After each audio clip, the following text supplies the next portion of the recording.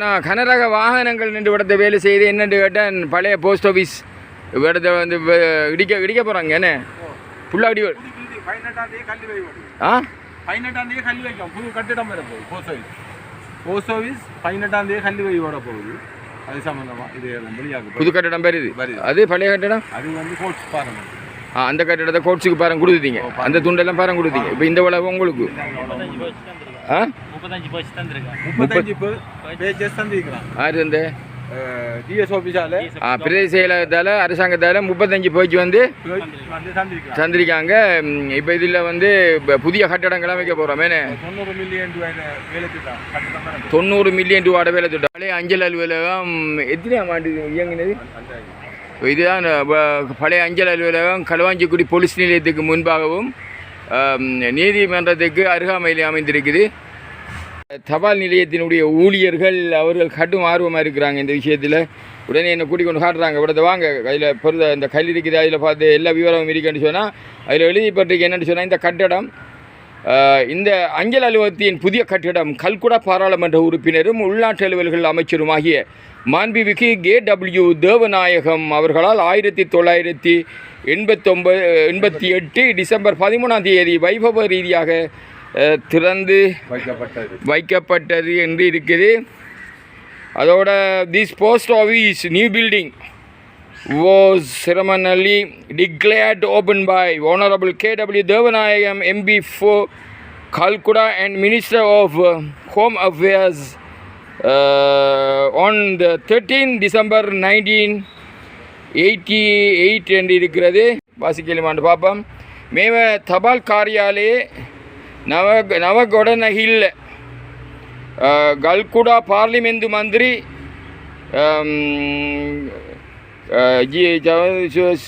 ಸ್ವದೇಶ ಕಟಯುತ್ತು ಪಿಲಿಬಂದ ಕರು ಅಮಾದ್ಯ KW ದೇವನಾಯಕಂ ಮದಿತುಮಾ ವಸೀನ್ 1988 ದೊಳಸ್ವನಿ ಮಾಸೆಯ ದಹತುಂಗನಿ ದಿನೆಯ விவானக்காரன லதி என்று இருக்குது. எனக்கு அவ்வளவு சிங்களம் வாசிக்க தெரியாது அப்படின்னா தெரிஞ்ச சிங்களத்தை கொண்டு வாங்கியிருக்கிறேன்.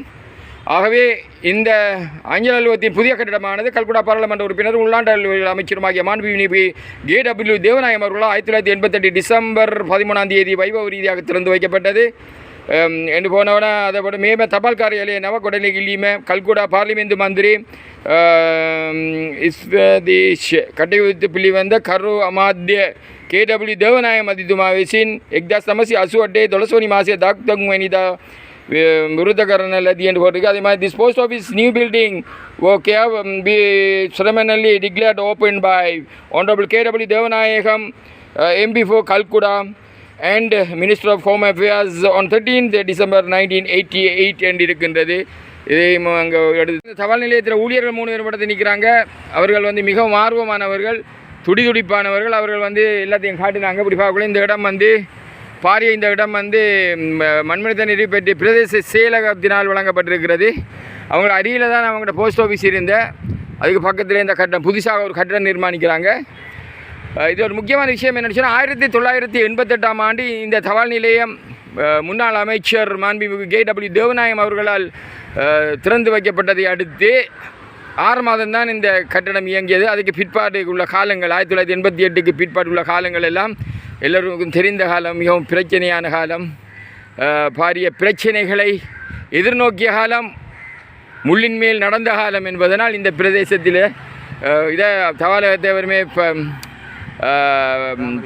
பராமரிக்கல, அதை வந்து பாவிக்கல. அதுக்கு பிறகு இந்த தவறை நான் நிறைய 5 இடங்களில் தற்காலிகமாக இயங்கி இருப்பதாக 7 இடங்கள் எனக்குள்ள எனக்கு 5 இடங்கள் தான் ஞாபகம் இருக்குது. ஒன்று வந்து அந்த அஞ்சனா ஹாஸ்பிட்டல் இருக்கிற அதில் அஞ்சனா ஹாஸ்பிட்டலுக்கு முன்னுக்கு இருக்கிறது ஒன்று, மற்றது இந்த சாணக்கியன் அவர் ஆஃபீஸ் ஒன்று 2 வந்து NSB பேங்க் இருக்கிறது ஒன்று 3, அடுத்தது வந்து பிள்ளையார் கோயில் ரோட்டில் ஒன்று 4, பழைய சிபி இந்த இங்கே ஒன்று இருந்த 5 அது ஒன்று 6. என்ன அப்போ நான் 5 ஞாபகம், நீங்கள் 6 சொல்கிறீங்க. வார இடத்துலேருந்து இப்போ இதுக்கு எத்தனை போச்சு காணின்னு சொன்னீங்க? 35 போச்சு காணி வழங்கியிருக்காங்க. இதில் இப்போ சொன்னீங்க எத்தனை மில்லியன்? 90 மில்லியன் 90 மில்லியனுக்கு இப்போ வந்து இதெல்லாம் சுத்தப்படுத்திருக்கேன் பெரிய இதெல்லாம் போட்டு நான் இது இப்படி கிடக்கல. பிரதேச சபை வந்து உறுப்பினர் வினோராஜி அவர்களுக்கு தான் தவிசாளர் அவர்களுக்கு தான் நன்றி சொல்லணும். அவர் தான் பேக்கோ நாங்கள் கேட்டதுக்கு நாங்கள் அந்த பேக்கோ உதவியை கொண்டு இந்த இவ்வளவு வேலைகளை செஞ்சிருக்கிறோம். அவருக்கு மிக்க நன்றியை தெரிவித்துக் கொள்கிறோம். நாளைக்கும் அவர் வேலைகள் இருக்குது, சிரமமான வேலைகள். 18ஆம் தேதி 11 மணிக்கு அடிக்கல் நாட்டப்படுது. இதுக்கு தபால் மினிஸ்டர் ஆண்டு டிசம்பர் 11 அவருக்கு புதிதாக கட்டி ஆரம்பித்து வைக்கப்பட்டது. அதுக்கு பிறகு 6 மாதங்கள்லாம் இயங்கி வந்திருக்கு. பிறகு அப்படியே அந்த வன் செயல் காரணத்தால் அப்படியே விடுபட்டு போய் அப்படியே போயிட்டு அதுக்கு பிறகு 6 இடங்களில் எங்களுடைய களவாஞ்சேரி தபால் நிலையம் இயங்கி வந்து இப்போ கடைசியாகவும் வாடகைக்கு தான் 40,000 ரூபா வாடகைக்கு இருக்குது. அப்போ எங்களுடைய தபால் மினிஸ்டரோடாக எங்களுக்கு 90 மில்லியன் நிதியில் இந்த 35 வச்சு காணிக்குள்ள புதிய கட்டிடம் நிர்மாணிக்கிறதுக்கு அனுமதி வழங்கி வார 18ஆம் தேதி செப்டம்பர் மாதம் 18ஆம் தேதி வியாழக்கிழமை காலையில் 11 மணிக்கு இந்த அடிக்கல் நாட்டு வைப்போம். இதுக்கு என்னுடைய தபால் மினிஸ்டர் மற்றது எங்களுடைய ஆனர் பிரதேச அஞ்சல் அத்தியட்சர் எல்லாம் வராங்க. மற்ற எல்லாரும் வந்து 1988ஆம் ஆண்டு முன்னாள் அமைச்சர்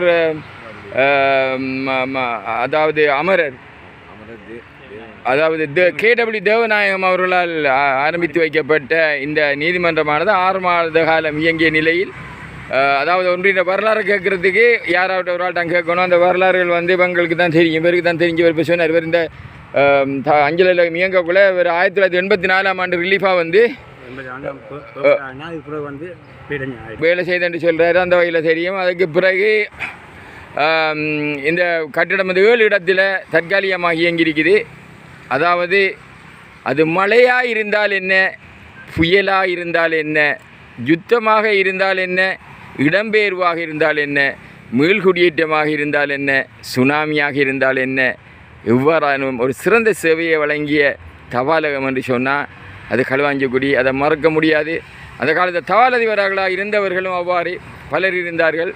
ஒவ்வொருவரையும் நான் ஞாபகப்படுத்த முடியாது. அது மாத்திரமல்ல, பல கதைகளும் இருக்கிறது, சுவாரஸ்யமான கதைகள், மறக்க முடியாத சம்பவங்களும் இருக்கிறது.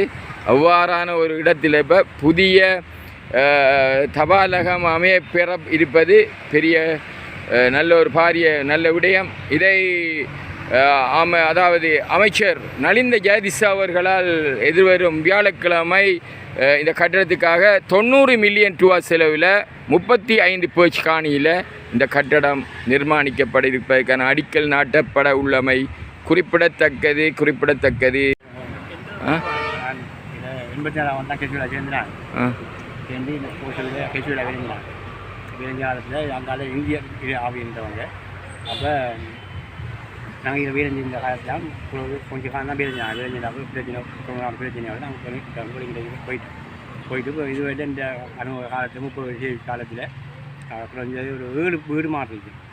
சாமான் தூக்குறது 7 அந்த தூக்கி திரும்பி வந்து இப்போ இல்லை நல்ல சந்தர்ப்பம் கிடைச்சிக்கு எங்களுக்கு அந்த கட்டுத்தாண்டா சிறப்பாக இருக்குன்னு நான் திடீரென்று நான் இப்போ சற்று முன்னர் இடத்துக்கு வந்து போனேன். அதாவது களுவாஞ்சிக்குடியில் இருந்த தபாலகம் 1985ஆம் ஆண்டு முன்னாள் அமைச்சர் KW தேவநாயகம் அவர்களால் ஆரம்பிக்கப்பட்டு 6 மாதம் தான் இந்த கட்டிடத்தில் இது வந்து இந்த தபாலகம் இயங்கினேன். அதுக்கு பிறகு 7 இடங்களில் தற்காலிகமாக இந்த தபாலகம் இயங்கி வந்தது. தற்போது வந்து இந்த அதாவது தேசிய மக்கள் சக்தி அரசாங்கத்தின் கீழே தற்போது இந்த தபாலகமானது புதுசாக 90 மில்லியன் ரூபா செலவில் 35 பேச்சு காணியில் இது இப்போ நிர்மாணிக்கப்பட இருக்குது. இவ்வாறு பார்க்கின்ற போது இடத்துக்கு வந்திருக்கிறார். வந்து பார்க்க நான் அதில் போக்கில் விதியால் போக்கில் வேறு என்ன கூப்பிடல. நீங்கள் எல்லாரும் யோசிப்பீங்க வந்து பிறகு எம்பி கூப்பிட்டு வந்தார். இல்லை, நான் போக்கில் ஒரு பிக்கப் பண்ணுறீங்க. புக்கை திறந்த உடனே ஒரு ஆள் சேரண்டு கேட்க உடனே எனக்கு விளங்கிது வேறுடைய தம்பியானவர் என்று சொல்லி என்னுடைய மாணவன். அவை அந்த வகையில் சம்பந்தோட தொழில்நுட்ப கல்லூரியில் NCT மெக்கானிக்கல் மாணவன் தான் அவர் தம்பி அங்கே நான் பிக்கப்புக்குள்ளே இருக்கார். அவர் தான் சொன்னார், அப்பா கிட்ட என்னட்டு நான் நினைக்கிறேன்டாரு. அதுக்கு புறான படத்தை வந்து இவ்வாறு வரக்குள்ள இதில் நீங்கள் கட்டணம் ஒன்று கட்ட போகிறீங்க. களுவாஞ்சிக்குடி இந்த பிரதேசத்துக்கு நிரந்தர தபாலகம் ஒன்று இல்லை என்ற கோரிக்கை நீண்ட காலமாக மக்கள் மத்தியில் இருந்து கொண்டிருந்தது. நீங்கள் சொன்ன மாதிரி தேவநாயமையோட காலத்தில் ஆரம்பிக்கப்பட்டிருந்தது.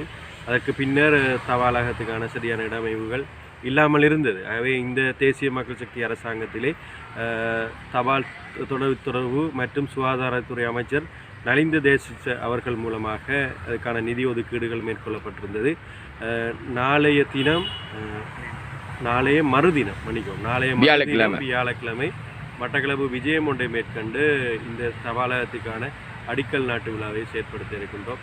தற்போதைய நிலை என்னமாய் இருக்கின்றது என்றதை களத்தில் வந்து பார்வையிடுவதற்காக வந்திருந்தேன். அந்த நேரத்தில் தான் எங்களது ஐயா அவர்கள் என்னை சந்தித்திருந்தார்.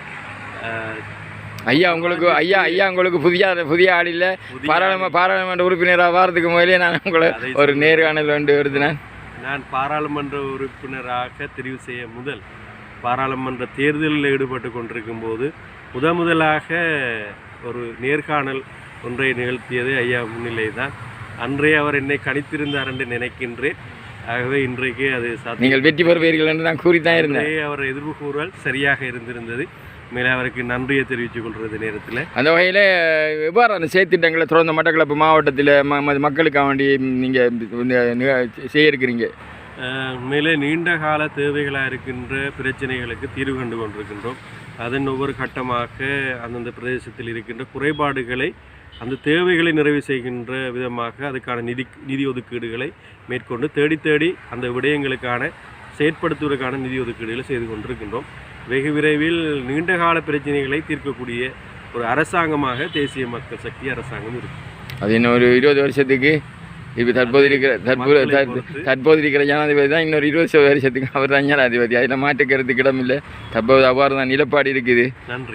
அதில் எந்த மாற்றுக்கருத்துக்கும் இல்லை. அவர் தான் தொடர்ச்சியாக இன்னும் இருப்பார். அவர் நல்ல விடயங்களை செய்கிறார். அந்த விடயத்தில் பலர பாராட்டும் அவருக்கு இருக்குது. இறைவன் ஆசீர்வாதம் அவருக்கு கிடைக்கும். அந்த வகையில் இப்போ இந்த திடீரென இந்த தபாலகத்தில் ஏன் உங்களோட திசை திரும்பினது? நான் சொன்ன விஷயம் போல் இந்த மட்டக்களப்பிலே நீண்ட காலமாக பல பிரச்சனைகள் இருந்து வந்தது. அதை எந்த ஒரு அரசாங்கமும் அந்த காலப்பகுதியில் செயற்படுத்துகிற மாதிரி தெரியலை. அப்போ நாங்களும் அதை கைவிட்டு செல்லக்கூடாது என்ற நோக்கத்தோடு நாங்கள் செயற்பட்டு இருக்கோம். அதில் இந்த பிரதேசத்துக்கும் மேலே அவசியமான விடயங்களை அதுக்காக நிதி ஒதுக்கீடுகளை மேற்கொண்டு நாங்கள் அதை செயற்படுத்துகிறோம். இல்லை உண்மையிலே ஒரு சவாலாக ஒரு நிரந்தரமான இடத்தில் இருக்கும்போது இந்த மக்களுக்கான தேவைகள் நிறைவு செய்யப்படும். அதுகள் நெருக்குவதான ஒரு நேரத்தில் அதை ஏற்படுத்த முடியாத ஒரு நிலைமையில் இருக்கின்றோம். உண்மையிலே கஷ்டமாக இருக்கும். அதைத்தான் நாங்கள் அறிந்து கொண்டு அதுக்கான வேலைகளை செய்து கொண்டிருக்கிறோம். இன்னும் பல விடயங்களை செய்கிறதுக்கு நாங்கள் தயாராகி கொண்டிருக்கிறோம். மக்களின் கருத்தறிந்து அதற்கான வேலைகளை நாங்கள் செய்து கொண்டிருக்கோம். அதாவது 1988ஆம் ஆண்டு முன்னாள் அமைச்சர் KW தேவநாயகம் ஆரம்பித்து 6 மாதங்கள் இயங்கி 7 இடங்களில் தற்காலிகமாக இயங்கின அந்த தபாலகம் பலர்கிட்ட வேண்டுகோள் விடுத்திருந்தவங்க எனக்கு தெரியும். மாறி வந்த அரசாங்கங்களில் ஒரு புது கட்டடம் கேட்டு கடும் கஷ்டப்பட்டவங்க ஒழுகுன மழையால் ஒழுக்கேற்பட்ட தபாலகங்களில் பாரிய சேவையை களுவாஞ்சிக்குடி தபால் நிலையம் பாரிய சேவை செய்தது என்பதில் மாற்றுக்கருத்து கிடமையில் அதில் பாரிய வரலாறுகளும் இருக்குது. அதை நீங்கள் தபால் ஊழியர்கள்ட்ட கேட்டால் அறிஞ்சு கொள்ளலாம். அந்த வகையிலே சுருக்கமாக கூறினா இந்த இடம் முள் நிறைந்த காடு இனிமேல் மனிதர்கள் நிறைந்த நாகாடாக மாறி மகத்தான ஒரு தபால் நிலையம் அமைப்போவதை விட்டு வாழ்த்துக்களை தெரிவித்து உங்களுக்கும் உங்களுடைய முயற்சிகளுக்கும் வாழ்த்துக்களையும் நன்றிகளையும் தெரிவித்து விடைபெறுகிறேன். நன்றி, வணக்கம். நன்றி, வணக்கம்.